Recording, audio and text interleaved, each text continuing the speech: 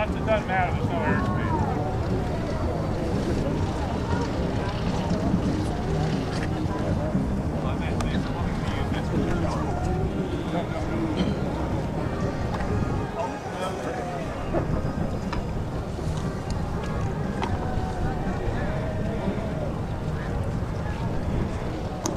That's just like the Mustang. This is a Ford Trimotor. This was basically state-of-the-art airline travel in 1929. Kind of looks like a big 3-engine trash can, actually, with corrugation on there. But that makes it structurally sound, so they could use a little bit lighter metal. This was actually kind of very unique kind of construction in its day, because they weren't making airplanes out of aluminum like this, all aluminum. A lot of them had steel tube, wood and stuff. The Germans actually kind of pioneered this corrugated technology in World War I. They had an airplane called a Junkers J1, and it was kind of heavy, but at the same time they put a lot of armor plating on it, and they used it to fly down low to the ground and straight to trenches. So, and another 3-engine airplane, Junkers went on to develop the Junkers 52, which is a low-wing 3-engine airplane. So imagine putting the wing on the bottom with 3 engines, much bigger than this, and that was basically the German equivalent in World War II of our DC-3, and Adolf Hitler used to use that as his personal transport around. Not quite as efficient as a DC-3, but the Germans used a lot for parachute jumping and stuff like that. So the technology really hasn't been used since World War II.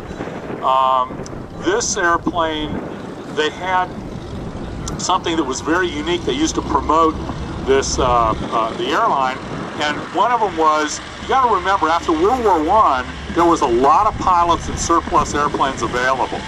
And you also got to remember that there was no licensing procedure. There was no FAA, there was no maintenance procedures. And what happened is all these pilots saw a way to make money after the war, and that was when the barnstorming era began. And they were basically just hauling passengers and doing everything. There was no control at all.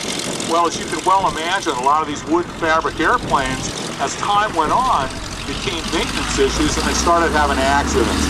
And when the public started getting hurt, then the Civil Aviation Authority, CAA, was the first unit before the FAA came out, and they started to begin doing some regulations.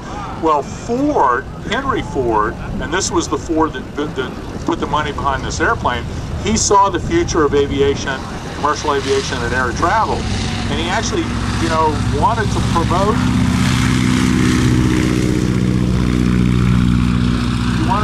aviation safety and get this bad taste the public had in their mouth from these accidents and get them turned around.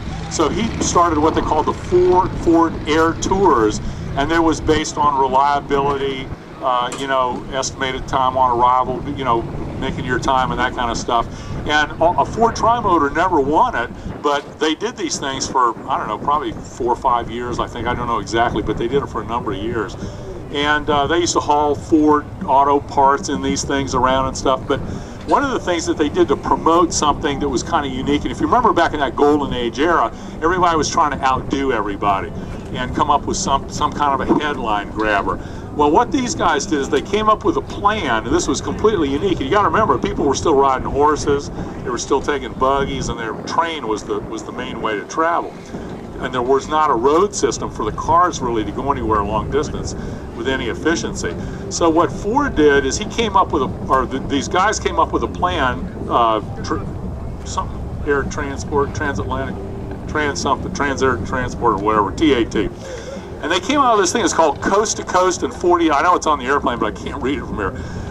It's called Coast to Coast in 48 hours, and they did a promotional film under that name. And what you would do is you would, I think it was about $675, you would buy a ticket at Grand Central Station in New York, get on a train, have a nice meal with your tie and coat and all that, sleep, go to sleep, wake up in the morning around Indianapolis.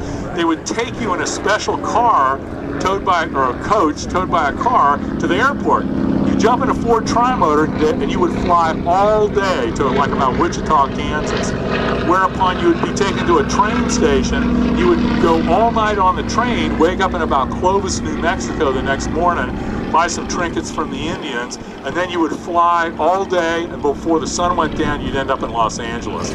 And it's interesting, at the end of this 1929 promotional film, of which Lindbergh is in the beginning, and Amelia Earhart greets the passengers when they arrive in Los Angeles, as they're walking out the plane, and Amelia Earhart's meeting them, this is the actual airplane that was in the promotional film in 1929. So it's really kind of a rare, cool airplane.